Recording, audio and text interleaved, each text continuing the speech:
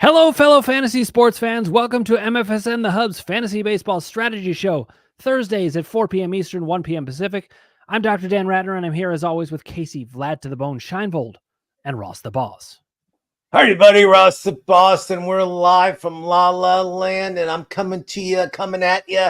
We're talking baseball, fantasy sports, spectacular, I'm calling it. This is the week before the All-Star game, and we have a lot of stuff to talk about. I'm excited. There's a lot of stuff going on. July 30th is the trade deadline, and we got to get into this stuff immediately because there's a lot of big talk I've been hearing across the wires and players moving around. So let's get into it. All right, we'll get into that in a second, but I do want to acknowledge this is like a reunion. It's been a while for the three of us to actually be here together. I'm glad we're back. We're getting back in the rhythm of things. It's been so long that Ross has grown part of a beard. Yes. I still have a full beard, and Casey still can't grow a beard. I haven't shaved since the last show. This is, I don't know if you've ever shaved. So we blew right past that Memorial Day time where Ross decides on his team. I don't know if you guys got to talk about it in the waiver wire show or anything like that, but we're going to talk a little bit about that. We're going to talk about the trade deadline. But one of the main things we're going to talk about is this is the middle of the year. This is where a lot of people lose interest and aren't looking for value. And you can lose your league right here just if you're not paying attention. You also can win it just by paying attention because there's going to be players that people cut, players coming back from injury that people aren't paying attention to. So let's talk about what we should be thinking about right now. Ross, what's on your mind? You mentioned the trade deadline. What else is on your mind right now at this point in the fantasy baseball season? Again, I'm going to preface this. I'm not a Dodger fan, but I'm going to tell you something. The Dodgers have an unlimited amount of money. They have, it's an open checkbook. It's basically like Dr. Dan Ratner's household. Open checkbook. Doesn't matter what it costs. And I don't know what he thinks is going on over here. I don't know. I just make stuff up while I go on. But the Dodgers, their pitching staff is decimated. I mean, who do they have left? I mean, in all seriousness, Glasnow's on the DL. Yakamoto's on the DL. Bueller's on the DL. They're starting a kid named Knack. They're starting the Knack. At least not starting my Sharona. I mean, Miller's horrible. Miller's like a guy cut. So the Dodgers, we know they're going to pick up an all-star pitcher. We know it's going to be a starter. We know they're going to go after somebody high price. Doesn't matter. The Dodgers, it doesn't matter who comes from the Dodgers because they don't care about money. It just doesn't matter. So if you're looking at any of these high-priced pitchers that are on bad teams that want to deal these guys, just the first team they're going to is the Dodgers. That's all I got to say. The Dodgers. That's it. If Paul Skees, he won't be a Dodger. I don't know if you guys watched Paul Skees today, Casey Scheinfold. Oh, he was 11 Ks, no hitter. He had a no hitter going, but he threw 95 pitches, and then basically it's not the Bob 85 Gibson days. of them were like triple digits. I mean, it's not the Bob Gibson days when they throw 200 pitches. If they throw 100 pitches, you're out of the game. It makes me wonder if we're ever going to see a perfect game again because it's like they're just You'll like, see a pitch game, count. but if they can only have single digit strikeouts. Right, exactly. You can't have a dominant strikeout game. You can't have the Max Scherzer 20 Ks one hitter or Kerry Wood. Man, I used to love that when things like that. But I mean, Paul Skees should be the starter in the National League, Casey Scheinfold. You know I'm right. Just say it, Ross. You're right. Just say it, Ross. I agree with you. Oh, okay. Didn't quite say it, but okay. And because it is a showcase game. The Pirates games were never sold out, Casey Scheinfold, until this year. You know that. And you know what's going on in Pittsburgh when he pitches. It's like a festival. I mean, it's like a big party. And this kid is for real. And for anybody who's not been there, PNC Park is one of the greatest baseball parks I've ever seen. It's just awesome. I haven't been yet. I do have to go. So Chris Aller, of course, was noting this before we were even talking about it. He made him even a singular name, not Skeens, but Skeen. Well, love it. So obviously he's not going to go to the Dodgers, but Ross, I do agree with you. There's a lot of players who are going to end up in the Dodgers. So Shohei Ohtani, obviously out for the season from a pitching standpoint. He's not coming back at any point this season from a pitching Not standpoint. pitching. Correct. Right? Maybe outfield. Outfield's not another question here. They're saying that he really wants to play the outfield this year, and he's doing it in practice too. But Right now, he's just a DH, and you know what? He's the MVP in the National League, being a DH. When was the last time that happened? Now, will he be back pitching next year? Is he definitely going to do He's that? back. He's back, baby. Yeah. Oh, yeah. All right. Well, that's what I like to hear because I He'll be snatched him pitching. up in our dynasty league. So, what else are you looking at from a fantasy standpoint? And Casey, I'll go to you next. At this point in the season, what are you looking at? At this point, I'm looking where to find value in my roster. Obviously, I mean, I'll use an example. On one team, I have, I used an early round pick on Ozzie Albies, right? But then a first or second waiver wire period, I picked up Bryce Terang, right? We talked about him early in the season, and we're like, this guy, you can get him. He's playing pretty well. Keep him out. Well, first half, he's batting .284 with 6 home runs and 29 stolen bases. Ozzie Albies, .257 with, let's see, 8 home runs and 7 stolen bases. Albies has been a huge disappointment, but he still has name value. So I could he's somebody who I'd be looking to maybe sell, even though I can't get full dollar for him. I'm going to sell him because I have Bryce Terang to play there. So I'm looking at some of these guys who are under the radar that people haven't been paying attention to because either they're just not household names or they're in smaller markets and people don't pay attention to that stuff. And I want to get those guys and get rid of some of the disappointing bigger names. Because at this point, Bryce Terang is a weapon. That guy is second in the league, the stolen bases, Casey Johnfold. But I forgot. Remind me who you called the bust, and he's actually leading the National League in stolen bases. Ross has been riding this train all year. I know. I forget his name. I don't remember. I've got two. Ellie De La Cruz. Oh yeah, that's it. I totally forgot. Thank God we have Dr. Dan Reiner back in town, back off vacation. He's rested. He knows what's going on. He's been following baseball for the past 3 weeks. I'm glad you're back, Dr. Dan Reiner. It is good to be back. But, one thing I will say, you got to pay attention to the numbers. Bryce Terang's numbers look really good overall. But if you look at it, his last month, he had slowed down a lot. Has he picked it back up? I know he had slowed down for a while. I will tell you in a second. Because I would want to look, and Albies is starting to pick it up. And if you look at what he did last year, he started off very, very slowly, and he ended up being great. I would be looking to trade for Albies. Yeah, Ross, that's another option. I don't have him. I wish I did. I would trade him to you in a second. Bryce Terang had a rough week this week, but over the last 2 weeks, his numbers are practically identical to Albies. Okay, so identical to Albies doesn't necessarily mean good. No, but I mean, if those are the two I'm deciding between, like when I'm looking at my roster. That's true. But look, at some point you have to. This is something we have to assess in July in baseball. Like, is this guy going to come around or not? You have to evaluate with everybody. There's even veterans that I had to decide whether to cut. Eventually I cut Nolan Arenado because he's a name value, but he's just not producing. Right. And we're halfway through the season. Could they pick it up and play better in the second half of the season? Sure, they absolutely could. But they might not. It feels like what you see is what you get at this point. You might see a hot streak, like he could have a Kyle Schwarber month, and if you can predict that, you'll win every league. But the odds of predicting that are so infinitesimally small that you're better off going with the guys who've been reliable all season long. Yeah, you're not going to be able to predict that sort of thing. Go ahead, Ross. I'll tell you what I did predict, and you can talk in our dynasty league.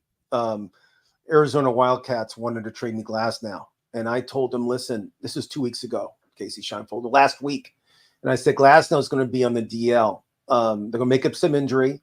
They're going to just throw him on the DL for a few weeks or maybe a month, just so he's rested for the playoffs. It's going to be a fake injury, and he's not going to be pitching. So why do I want Glasnow? Because he's already at his max right now that he's pitched in his career for innings. And what happens, Casey Scheinfold? He goes on the DL. My friend who's in our dynasty leagues is all mad because he said that I predicted it, and I said I did predict it, and I told you that Glasnow will be on the DL because he hasn't been pitching. The past 3 starts have been not that great. Where's Uncle Ted when you need him? He's calling him Glass Arm, I think. Uncle Ted will be very happy about this. Yeah, I mean again, but that's the stuff you got to be concerned about. The Dodgers are known for putting their pitchers on the DL for no reason, just because they're pitching bad, and to save them for the playoffs. They do that, and they have a big lead, and they can do that. That's the whole thing with them. They can bring up these guys I never heard of and they can pitch, and with their hitting, they can win games. I mean, it doesn't matter who's pitching for them. Well, I mean, here's the other thing: like players are predictable in many ways, not always, but is it predictable that Glasnow was probably going to get injured? Yeah, and you know what, Ross? I actually offered a trade for Glasnow. I didn't, sell the farm to do it. Yeah, and he rejected it, and then then he gets injured. So I dodged a bullet. You were already planning to dodge. Oh yeah, he wanted like the farm for him, and I just said absolutely not, because A, he pitches for the Dodgers, B, it's Glasnow, and C, I'm not trading the farm for a guy who may come back maybe for a few starts in September, and that's it. There's no way. Yep. All right, Chris Atwater has a question about his beloved Red Sox. Are they a buy at the deadline? Yes, I think they are. If the Yankees keep playing the way they're playing, in less than a week, the Red Sox could be ahead of them in the standings. How many games are they behind Baltimore right now? Well, they play Baltimore this weekend, and if they play the way they have been, they'll be, I think, 7.5 behind by the end of the weekend, and the Red Sox could be 5 back. I mean, the Red Sox pitching is so strong right now. It was underrated. It's obviously underrated. Who thought Tanner Houck, Cutter Crawford, Brian Bayo was going to, and Kenley Jansen in the back end has been great too. He should be an all-star. There's a snub for you there. But yeah, they absolutely have to be buyers. I mean, Devers is hitting, the Rafaela kid, Ceddanne Rafaela is hitting. Jarren Duran might be the most underrated outfielder in baseball right now. I like O'Neill. O'Neill, you did say. I like O'Neill. O'Neill, I just worry he's going to get hurt. But some of these other guys have just Devers, been dogs. I was looking at third baseman in fantasy, and Devers is like the number one guy at third base. I mean, I don't know who else I'd rather have than Devers this year. If you can name somebody better than Devers, I'll take you out to I'll take it to Lowry's for prime rib, because it's not true. He's the best hitter right now at third base that you can find in fantasy. And if you can trade for him, great. Who? Ellie De La Cruz qualifies. I was going to say there's at least 3 players you can argue. Ellie De La Cruz is one. Jose Ramirez. Jose Ramirez is good too. I got it. What about Gunnar Henderson? And Gunnar Henderson, right? So Gunnar Henderson, I take my steak medium rare, just so you know. It's prime rare, first of all, but yes, of course. I'll take that medium rare too. That's fine. That's always medium rare. But I mean, your point's well taken. Rafael Devers has been fantastic, and I'm not surprised. Yeah, me either. I was ready to draft him very highly. The interesting thing is, who's the 5th best third baseman in the league in ranking? Who would you? And the 5th and 6th, they're both interesting to me. Any guesses? Bregman? No. Not Bregman. Wow. Bregman's way off the chart. How's Machado doing? Machado has had a terrible season. Yeah, Doug DeCense? Doug DeCense, back from the 1980s. I know. Carney Lansford. Alec Baum. Alec Baum awesome. is number 5. Yeah. Now, he's a lot of that's from a really strong first couple of months. Yeah, but Jordan Westberg is the other guy. I know. Have you guys looked at Jordan's stats? I mean, we did not talk about him much during the beginning of the season. 15 home runs and 50 RBIs at the break. Yeah. I mean, how good? I mean, that's a huge missing swing on my part. I did not rant and rave about Jordan Westberg, and he's Jewish too, which I love. They would always go for that. We even call people Jewish when they're not. Alec Bregman's letting us down, tribe. Like Christian Walker. But Christian Walker is not Jewish. Jordan Westberg, meanwhile, he's the 6th best third baseman. But meanwhile, he has second base eligibility. I think we would all rather play him at second base. He's probably the steal of everybody's draft. If I had to say somebody that you got low in the draft for nothing practically, probably off waiver wire, I mean, it's Jordan. There's no one else. All right, how about this? Pick a player that you were really wrong on. I know you said Westberg, but he wasn't on the radar for a lot of people for doing this well. I mean, he's a rookie. Casey had him on the radar when he came up as a player. Casey last year was ranting and raving about him, and I tell him all the time. We're learning. Well, but beginning of the year, I don't know if he had even had a starting role because of the phenom that they brought up that couldn't hit, and they sent him back down. Yeah, Jackson Holiday. Here's one of the guys that I completely whiffed on. Go ahead. I love that. Casey's like, let me hear this. Let me hear this. This is a guy that I was destined to whiff on him because I've had bad experience with him. But Ketel Marte has been insane. I mean, he's having maybe his best year ever, and he's had some really good years. Like I don't know. Did you see this coming, guys? I Not did to- because I drafted him. I mean, no, What? not to this extent. What's that case? Not to this extent. No, I think very few people would have seen he's it. like to a this top season. 20 player this year so far. He's a top 20, but when he's healthy, guys, he's a top 20 player. But he hasn't been healthy the past few seasons. He's been hurt. Yep. But again, the Diamondbacks are having not a great season. So, but hopefully he'll keep hitting. I'm hoping. How about this? How about Brenton Doyle, for crying out loud? Oh, well, Look at his okay, stats. that's a great call. Yeah, a lot of people didn't see that coming. However, there are signs he is an outfielder in Colorado. Yeah, but I mean, like- the 20 steals also. Yeah. Well, when they changed it was last year they changed the rules, right? They made the bags bigger and stuff. Yeah. So we're still learning the lay of the land when it comes to stolen bases and what's going to happen with all Well, this. hey, Dan, Yes. This is great. how about Brandon Nimmo? Brandon Nemo. We call him Remember Nemo. when we That's- talked? Okay, this is funny. This is funny, Ross. We have to tell this story. All right. So I can't Ross, beat this. before we had met you, and we were starting up a network related to fantasy This, sports. we call this BR before Ross. Just, BR. It was Right, BR. yeah. It was BR. And we made a commercial. And in that commercial, Pay money I to for see. some reason picked Brandon Nimmo As the guy to player make fun of, highlight. like, you're going to draft Brandon Nimmo again, aren't you? Again. And now I actually have him not only rostered, but he is probably my best player. He's outstanding. So, do you want Now, to start I'm the so- apology to Brandon Nemo right now, or when do you want to Yeah, apologize to? Well, Brandon? I offer my apologies, but I also mostly offer my gratitude. He is I like carrying that. my team. That's class act. Dan, Now, Dr. Dan Rad. We're going to get to a question from Chris Atwater, then we'll get back to my roster, which has been decimated by injuries. Okay. Chris Atwater says Spencer Steer would also qualify for third base, and an argument could be made there. Of course, he's eligible at every position. It's true. First base, second base, third base, and outfield. So not shortstop, not catcher, but still your point is well taken. Spencer Steer has been great. How about somebody we all whiffed on, I think, Bo Bichette. Oh, well, I don't know that Horrible. I whiffed on him entirely. I But was did you have him ranked as like the 600 and something best? the reason I say I didn't whiff on him is I just wasn't buying into him. He had shown enough sign. I wouldn't have predicted that, but he had shown enough signs of regression that I wasn't going to invest heavily in him. Yeah. So, I didn't whiff on him because I didn't take him. I want to point out somebody y'all whiffed on. Who? Byron Buxton.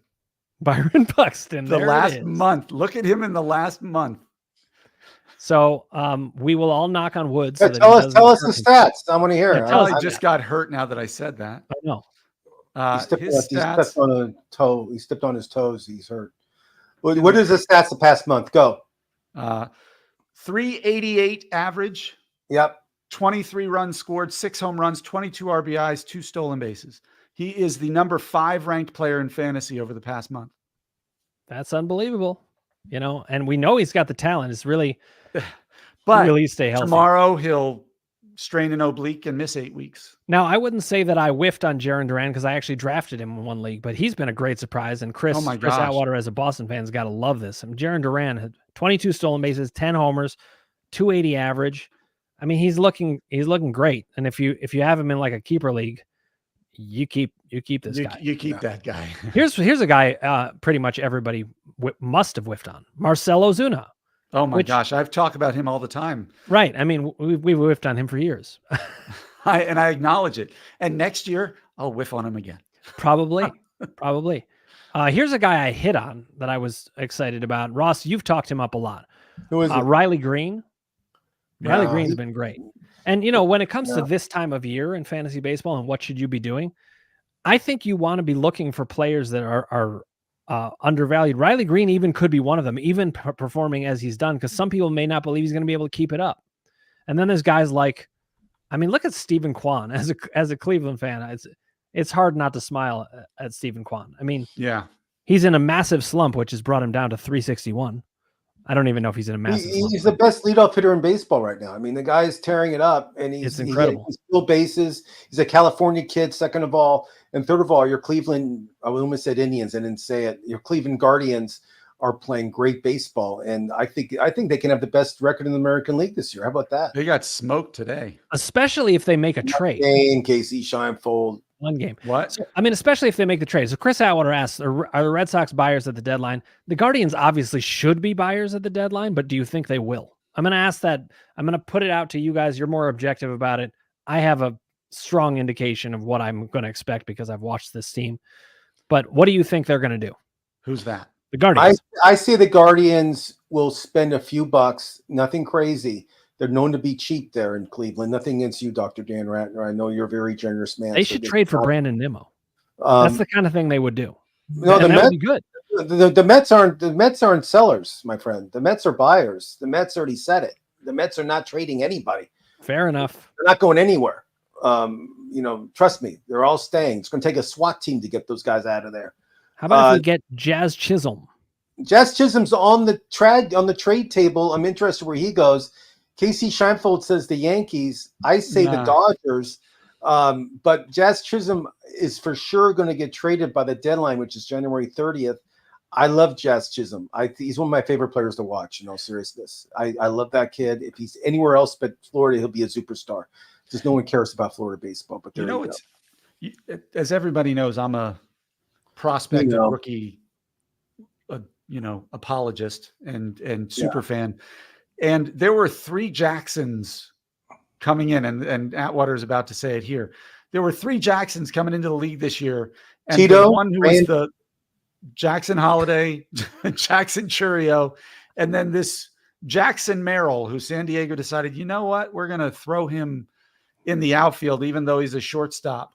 So here he is. Chris Atwater gets the credit for this. Jackson Merrill is probably playing under the radar, but is putting together quite a nice rookie season. And Chris, by the way, did actually draft Jackson Merrill in our dynasty league. Good for him. Yeah, I drafted him in our redraft league. Yeah, but it is true. 12 home runs, 10 stolen bases, batting 280 something. Yep. Now listen, this is also the time in the season when you got to look out for hidden numbers because, did you know Jackson Churio is actually hitting very well right now? Did you know that? I haven't checked. Okay, see, this is the thing that can get lost in the numbers. He was not hitting well early. If you look at him in the last month, he's been a monster. So he actually got cut in our redraft league, and I was like, I got to pick him up. You have to be paying attention to what are they doing right now, especially with young players like that. Ross, what were you going to say? Jackson, I mean, this guy's a phenom. I mean, they gave him all this money without even seeing him play one day of Major League Baseball. And there's a reason why he's doing so well is because he's at that level. I love this kid to start the season, and I hope he keeps going. I mean, I wanted to draft him, but some idiot in our league got him before I did. But I do like him, and if you can get him for the stretch run, because the kid's not going to stop hitting. It's a good move on your part. He's that Wyatt good. Langford has also started hitting lately, by the way. Yeah. Those Texas outfielders have been disappointments. Yeah, I told you guys when it gets hot in Texas, the bats come alive. So there you go. Now, unfortunately, who's the other young outfielder there? Evan Carter. Evan Carter, he's still hurt. He's been out for a month. Well, let's switch gears and talk about injuries because you got to be paying attention to those when people are coming back. I mean, I cannot believe the number of injuries I've had. I don't know. Oh, yeah. Maybe that's the way everybody feels. But let me just read you the list of play. I had Albies on the DL at one point. Noel Marte wasn't an injury, but he was actually suspended, and now it's even worse. He's back and he's playing like crap. Carlos Correa was on the DL. I had Wilson Contreras went down. Yep. Tristan Cassis, Josh Jung, Matt McClain, Kyle Tucker. Okay, Casey, Christian Javier. Casey, get the violin out, please, Casey, get the violin out and start playing. No, it needs to be a bass. I need some cheese to give him with that one. Bigger. This is a very sad story. I hate to tell you this, but everybody's decimated. I know everybody has it. I mean, everybody has it. No, I don't feel sorry for you at all. I mean, there's no. I don't even feel sorry for me. And I feel sorry for you. I don't. No, actually, the point about it is that you've got to stay ahead of the game. You got to keep in it. Everybody's going to get injuries. You've got to keep after it. I found guys like Brandon Nimmo in part because of these injuries. You're looking for gold. You're looking for gold. Like I dropped Pete Crow Armstrong, not because he's stealing a lot of bases. He's hitting 190. So I just dropped him, and I picked up somebody that you can't stand in, but I picked him up just Ian Happ. I saw him pick up. And he's been awesome. because of spite. That's why I did it, because you talk trash. I pick him up, and I'm going to start him just to make you mad. And another guy that I have to talk about today, because I didn't have time on Tuesday. We didn't do a show Tuesday. Rhys Hines of the Reds, Casey, this guy's just been on fire. I mean, I saw this guy do a home running contest about 2 years ago, and he won easily. I mean, it was in San Diego. He was like it was a youth thing, and he was great. And now he's like in the majors, and he's been hitting home runs after home run. It's been on fire. And we're talking about, I know it's not our waiver wire show, but if you have a chance to pick this kid up, do it now. Don't wait till the weekend, because he's going to be gone. So I just wanted to get that in today, because Rhys Hines to me is, until they figure him out, they'll have tape on him. They'll figure him out. The pitchers, trust me. You know who we also pick him up. Guys we swung and missed on, although he was drafted in every league, but every one of us pumped the brakes on him. Christian Yelich has been amazing this year. Great. Whoever drafted in our fantasy league is a genius. Who drafted him? Is that you, Ross? Of course it was. Come on, Christian Yelich, nice Jewish kid from the Valley. Of course I picked him up. Of course. Let's get back to injuries, though. Who recently has gone down or is recently coming back that you got your eyes on? I mean, Josh Jung was coming back, and what happened with that? Well, I'll tell you. I mean, it seemed to me what happened is they got scared. I mean, all of his structural stuff has come out fine, and he's saying it hurts a little bit. These players need to learn their bodies are going to be fine. It'll work its way out, but it's not happening. So any sign of pain, they end up shutting people down, and it's become a problem. Ross, I bet you agree with me on this. 100%. I mean, these players are babied like crazy. I mean, example, another Dodgers example, Yamamoto, who's been benched for the past 6 weeks, hasn't pitched at all. He's saying he has no pain. He wants to start pitching again, and the Dodgers say no, you can't hit the mound. They're so afraid that they don't even pitch a guy when he doesn't have pain. He said I've zero pain. I mean, I zero pain. Pitch anyway. They won't let him pitch. They can't even get on the mound right now. Well, a couple guys I would target. How about Kodai Senga? When's he coming back? He's already had 2 rehab starts. They've both been pretty good. They're saying he's going to need at least a couple more. But that's an opportunity because it draws it out a little bit. People won't notice. People have forgotten him. Devin Williams. What's his story? He threw live batting practice Tuesday, which is the last step before a rehab assignment. So he'll probably be back in the next 2 to 3 weeks as a closer. He doesn't need that many rehab assignments. You know, Jared Jones has been shut down. When's he? He's on a DL. Jared Jones, from what I've heard, is not going to be back till September. Okay. He's been dropped. Xander Bogaerts is supposed to be coming back this weekend or next weekend. He's a horrible fantasy player. I was going to say Ross hates Xander Bogaerts. I understand, but if you're dealing with you're looking for value. If you're considering him a waiver wire ad, all right. I can pick 3 players right now on your waiver wire list that are better than Xander Bogaerts. Another guy that you should drop, not keep, but you should drop ASAP if he's on your injury list. You need that spot. Is Jordan Romano of the Blue Jays. He is ERA's over 5. He can't get anybody out. He's on the DL. Jordan Romano? Jordan Romano, yeah. They're saying he's done for the season. You should get Yimi Garcia. Okay, then they get him. Okay, if he's done for the season, I thought he's coming back in 2 weeks. That's rumor around the LA. But Jordan Romano is somebody, if he's on a roster, just drop him. Don't waste time. Chris Atwater asks, how effective will Devin Williams be when he comes back? Proposed timeline is a little after the All-Star break. So how effective? I mean, you're talking about one of the premier closers in the National League. He'll be very effective. Change-ups around. I mean, this guy obviously it depends on how quickly he regains his control. His stuff isn't going to be any worse. It's going to be whether he's throwing strikes. If he's throwing strikes, he's going to be a premier closer on a playoff team. Yeah, and in fact, this is you always got to be watching out for what other teams are doing, because I'm actually going to add him right now during this show. No, it's not fair. No. What league is he available in? In our redraft league. Wow. And so, I want him. No, don't do it. You can't get him. I just added him. Thank you, Chris Atwater, for that tidbit. That was awesome. Chris Atwater helping Dan Ratner's been on vacation, hasn't looked at a computer in 3 weeks. It's amazing. All of a sudden he's increasing his team tremendously with this show. It's unbelievable with this guy. Now, I do want to get back to some guys that we whiffed on because we didn't really talk about pitchers. So Go here's ahead, a I guy can't that wait. I think almost everybody whiffed on. Who? Jack Flaherty. No, Ross was talking about him preseason. Oh, that's true. You did talk. You Ross did had him mention as a him. Okay. sleeper all preseason. I liked him. He went to high school right down the street from me. Remember, he went to high school with Freed and That's right. Luca. Yeah. Yep. And he's a fireball pitcher. He pitched today. He got the win today. That's how good he is. Jack Flaherty, if he's healthy, he's top 10. I mean, he was a huge prospect coming up with the Cardinals, and he was a great pitcher at first too. Here's a guy though that you kind of did whiff on, Ross. A little bit. I can't wait to hear this. You didn't whiff on him in the draft because nobody had him on the radar. But when we talked about Garrett Crochet, and you were like, "Oh, get rid of him," because I drafted him.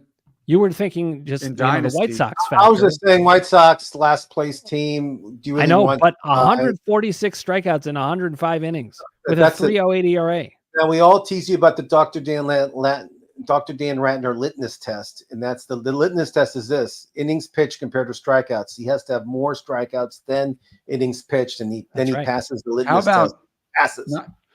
Not pitcher, but with regards to injury pickups, what about we didn't talk about Mike Trout?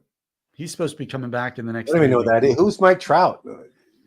Trout. He's a legend from the past. Frequently injured though now. So I mean, listen, if you're going to scoop up Mike Trout, great. I know Tim Salmon. I don't know Mike Trout, but Tim Salmon. That's right. There was Tim Salmon and Mike Trout and Kevin Bass. Kevin Bass. Should we keep naming fish baseball players? I might be out. I don't know. Casey, are you going to chime in here? Do you have any fish? There was Carp. There are the Marlins. Oh yeah, there was a guy named Carp. So let's move to annoying closer of the week. Who's your annoying closer of the week? I hate most closers.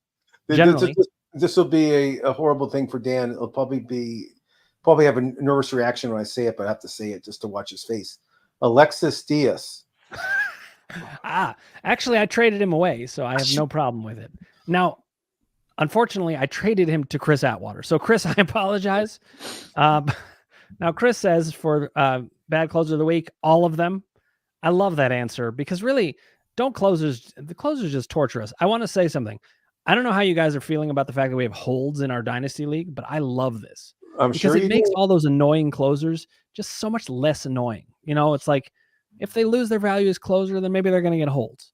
Or maybe you just cut them and replace them. It's just, I highly recommend holds in leagues for this reason alone. Just get the closer problem off your hands. Here's another closer that has not pleased me so much this week is Paul Sewald. He's one of my favorites, as you guys know, but he did have a rough week. He had a nice rebound outing, though, so I'm not particularly worried about it. He had one good outing yesterday. We looked pretty good. But I agree. I watched him blow a game last week. He looked horrible. Against the Dodgers. Horrible. I mean, he gave up like 2 runs in like 2 1/3. Horrible. He gave up, I think, 5 runs in 2 back-to-back outings. But so sometimes you just bench a guy like that. He'll come back strong. Craig Kimbrell had a portion of the season, maybe about a 2-week period where he was terrible. He's one of the best closers in baseball still. So closers are just annoying as hell. All right. Casey, you're our prospect guy. Are there players coming up now that you think we should get ahead of? Well, the first guy is probably Kobe Mayo. I know you've been saying that name for months. I know, when's he coming up? I would hope very soon. He's hitting over 300 with 21 home runs, over a 1,000 OPS in the minors. What position does he play? He plays third and second base. So whose position? There's no need. There's no. He's not a great. There's not a need, but there's also a need for them to get a pitcher. So we're coming up on the trade deadline. I have a feeling you'll see some trades so they can get a starter. That's one. Oh. Max Meyer of the Marlins is another one, a starting pitcher. They also could start Kobe Mayo at first. I think they should transition him. No, they have a guy named Mountcastle that plays first. Mountcastle. I've cut ties with Mountcastle. He's too average. I mean, he's a good player, but in a 10-team league like we have in the Dynasty, it just wasn't. I couldn't stick with it. Okay, well, I don't think Mountcastle. But okay. The Philadelphia Phillies, I don't think he's going to get called up, but he's a legend. And when I say legend, I mean son of a former MLB stud. Justin Crawford, Carl Crawford's son for the Phillies, is batting .295 with 6 home runs and 27 stolen bases, and plays tremendous defense in the outfield. So I don't see why they wouldn't give him a shot, but he's more on the periphery. He's not really one of the ones I would expect calling. No, let me ask you guys this. On the waiver wire, did you guys talk about James Wood when he came up?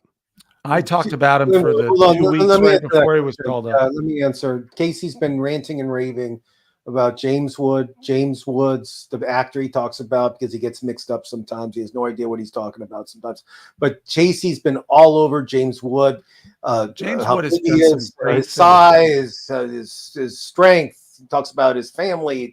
Casey's been on his talking about him for weeks, and now he's doing great. I love this. I love watching him play. He's a huge guy. I like watching the Nationals. I like that misdirection. Ross, I never thought I would tell you I enjoy overrated. watching the Nationals and the Orioles play. Like those have been two of the more disappointing kind of teams of a long time. I know the Nationals won the World Series, 5 years ago?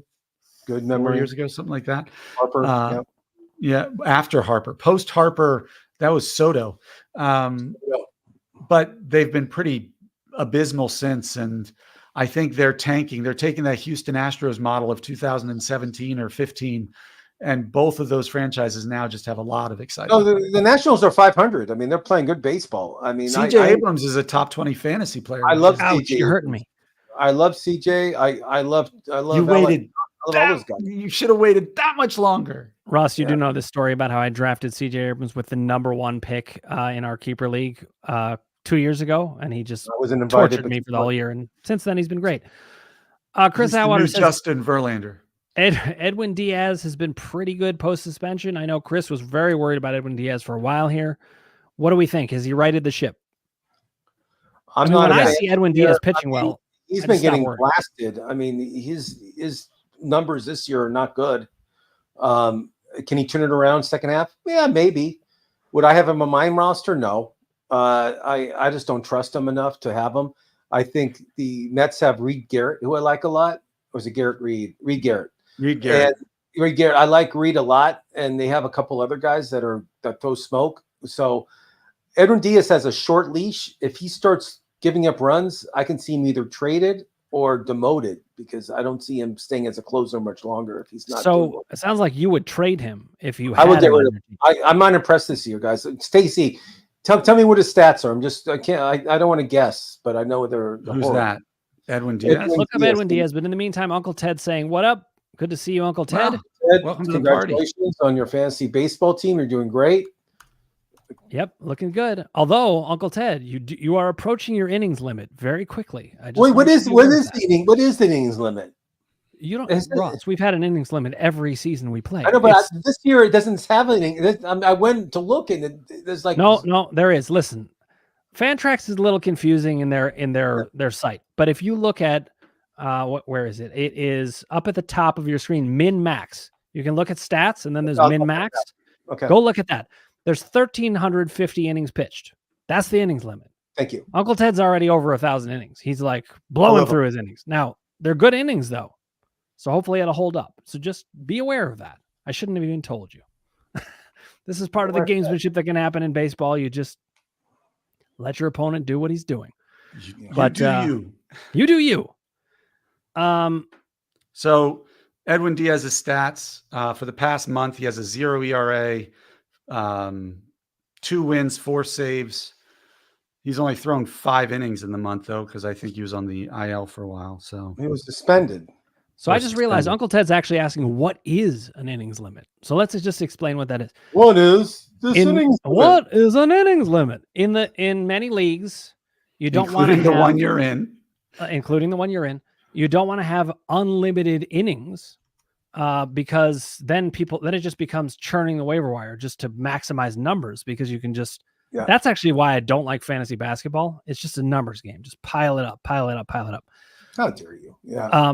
But if you have an innings limit, then you got to get the quality of innings. You got to choose when you're going to use your innings. Okay, Uncle Ted says, well, if I jump out ahead early, what's the difference? My ratios are my ratios. That's true. And in fact, not only that, Uncle Ted, there's an advantage. If you use your innings up really well, you're going to have assets you can trade that you don't even need. Right, shouldn't but be it's a giving you keeper advice. I league need to too. close my Yeah, mouth now before I you help don't Uncle want to Ted trade more. any of your aces because you don't need them next year. So Well, in a dynasty league, true. But let's say he has somebody like Chris Sale, which he doesn't have on his team this year. But if he had somebody like Chris Sale and used up all his innings, that's a gold. You trade it for a great hitter. You don't need I it have anymore. Chris Sale, but I'm not using up all my innings. There you go. Well, you and Uncle Ted together would be doing that's the very bone. well. That's right. Casey Schoenfeld. Yes, I think having an innings limit is important in any fantasy baseball league. And like you said, you have to stay away from using the waiver wire every 5 minutes because you just want to pick up players because they have starts tomorrow. And I get it. Yep. This is a totally random switch, but I just wanted to ask, from a catcher's standpoint, who's jumping out at you right now? Because a lot of times people are just trying to stay afloat at catcher. They're looking for, somebody who just hits for average. I've been very pleased to get Logan O'Hoppe, who is a Casey Schoenfeld guy all the way. Yeah, Angel guy. Casey, I'm going to ask you a question. Tell me what you think so far. Ben Rice, the Dartmouth graduate. What are your take on him so far in the Major League Baseball? I don't know. I haven't really thought about it. Haven't been thinking about Ben Rice. He plays for the Yankees. He was brought up. No, I know. You don't think about. I think about him every night before going to bed. He's doing All right, great. let's just stop there, Ross. I don't want to go any further. He had a 3 home run game. Awesome. He might be able to stick around because, let's be honest, first base is a giant vacuous hole for the Yankees right now, and he can play there.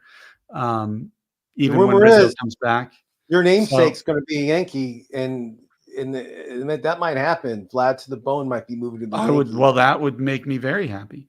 And if he does, Dr. Dan and I will get you a Guerrero jersey with the Yankee pinstripes on it. Our treat. Deal. Right, Dr. Dan Ratner? Right, that was Dr. Dan. That's like a 3-team deal, but I didn't even approve. But I'm in. Okay, that's fine. I'm not sure why I'm agreeing. All right, that's fine. Now, Uncle Ted is talking about his pitchers. I have Shota, Sanchez, Eflin, Bryce Miller, Bailey Ober, Dylan Cease, Luis Gill, Jake Irvin, Matt Waldron, Blanco, Cutter, and Jack Flaherty, if anyone needs starters. Well, Uncle Ted, I do need starters, so we should talk because I'm actually way behind on my innings. You've used half of my innings. I'm kidding. You used yours. I'll tell you, Dan would probably want Dylan Cease. Heel has been pitching horribly, so I probably won't want him. Heel's hitting the wall. Horrible. I like Wall. I've seen that knuckleball Walden throws. That guy's unbelievable. I love that guy. Jack Flaherty, Bryce Miller's a good pick. Bailey Ober's a good pitcher. Yeah. Bryce Miller. I don't. Ober's. What about Blanco? What are you thinking about Blanco at this point? I like Blanco. I think Blanco has been pitching great for Houston. He's been his ERA is low, and he's been pitching great. I mean, he's somebody that threw a no-hitter, I think, beginning of the year, right, Casey Schoenfeld? And yes, first start of the year. First start of the year. I like Blanco. He's somebody that I would trade for. Yes. Send me Dylan Cease, Blanco, and Flaherty. I will pick up whoever you want off the waiver wire. And I will send you someone back. No, we'll make a good deal. We'll have to talk. We got to see what you want. People that Dan picks up on the waiver wire the past week, he'll trade you. I never do that. I never do that for one time. It does happen occasionally, but not. I mean, look, it happens if you pick somebody up and they're like, "Oh my God, I really want them." I mean, I don't just try to sell you junk because if I do that, because we like you, you know that. I know that, but see, the thing is, I don't want our viewers to. I don't care what they think about me necessarily, but what I don't want them to do is to think that it's okay to make those offers. You know why? Because that manager will never want to trade with you again. So don't burn the managers in your league. So don't pick up people off the waiver wire and then try to trade them to other teams. Please, no. I don't even offer those things. I did in my first 2 seasons. Then I learned don't do that. No. Uncle Ted says we'll talk. I look forward to it, Uncle Ted. We got to wrap up in a minute here, guys. Anything to add about this stage of the baseball season? Anything about the major league teams and the trades that are coming, or things that we should be looking for at this point in the season? Well, the season's almost done for fantasy. I mean, we got Casey, 5 weeks left, and then we get into playoffs, correct? I'm not sure when our playoffs exactly start. Are you talking about baseball?